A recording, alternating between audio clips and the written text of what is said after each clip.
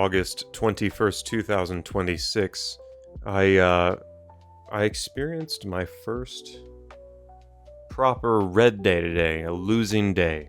And I'm grateful that I even have a strategy. I'm grateful that I have the ability to trade. And I'm grateful that I have the awareness that losing days are literally that's a business. That's part of the business. There's nothing wrong with it. It's probabilities. It's not personal. It's just mathematics. And every once in a while, you're going to have a red day.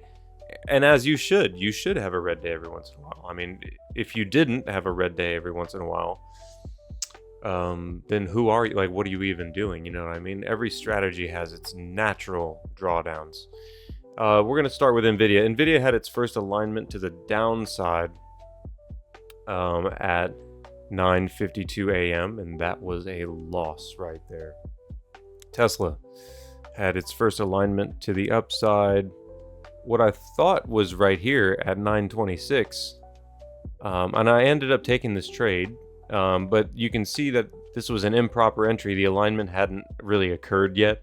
The momentum was still going to the downside.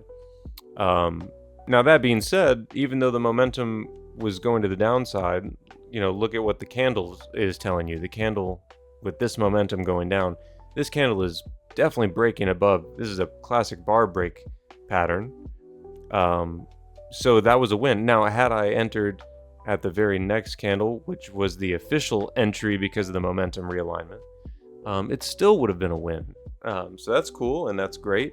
But it's important to just articulate that I did jump the gun and I entered improperly here.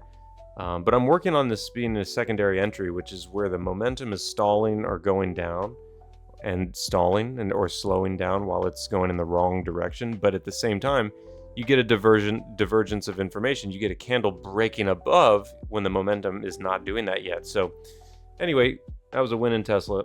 Palantir setup happened. The first alignment occurred at 10:40.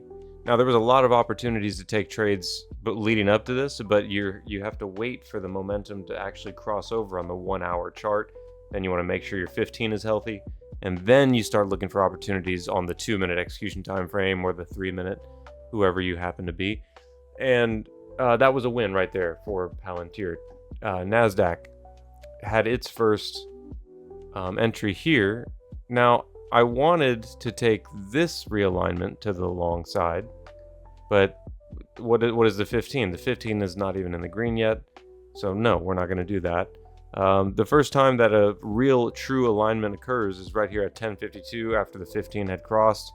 Now the 15 didn't finish crossing yet, so that was you could say that was an immature move on my part. It was premature and it was immature. And the real technical entry would have been right here. That's the official entry right there.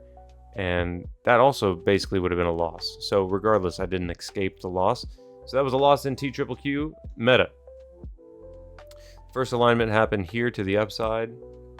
As you can see at 10:20, everything is telling us to look for upward opportunities besides the daily momentum. And also besides the fact that we are underneath previous week's range.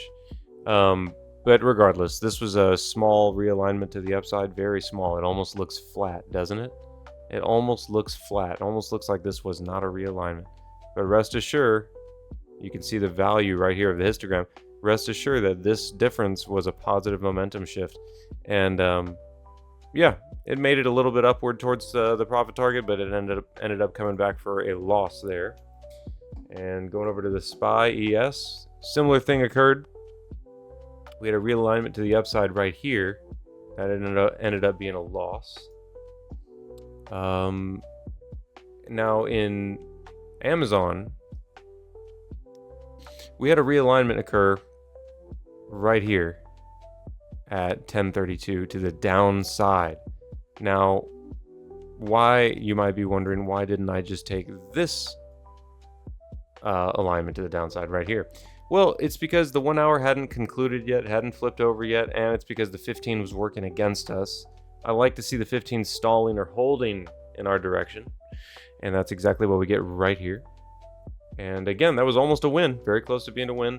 but it was a loss at 10:32. Apple, final one of the day. We had no trades in Apple today from 9:30 to 11:30. We had no trades, no setups occurred because we were waiting for, like, for example, here when we're having this just amazing picture perfect run up right here. While this was all happening, what do you see? Well, the 1 hour is telling us to look for short opportunities, not long opportunities, and the 15-minute has not crossed over yet. So by the time the 15-minute crosses over to the upside, we are right here in time. And by the time that happens, our 1 hour has still not flipped over. So during our trading window today, we had no opportunities for the signal. The signal did not emerge. There was obviously opportunities. You can always look for things, but my signal did not emerge during that time. And with all that being said, let's go over the strategy and see how bad it was. Let's start at the top. One win, up one, up two, up one, even, down one, down two, no trade, down three. So finish the day. This is what's crazy about trading. This is why people have trouble trading. This is why it's so hard. It's because when you do everything right, you'll end the day down. You'll end the day down -3 sometimes. That's from doing everything right.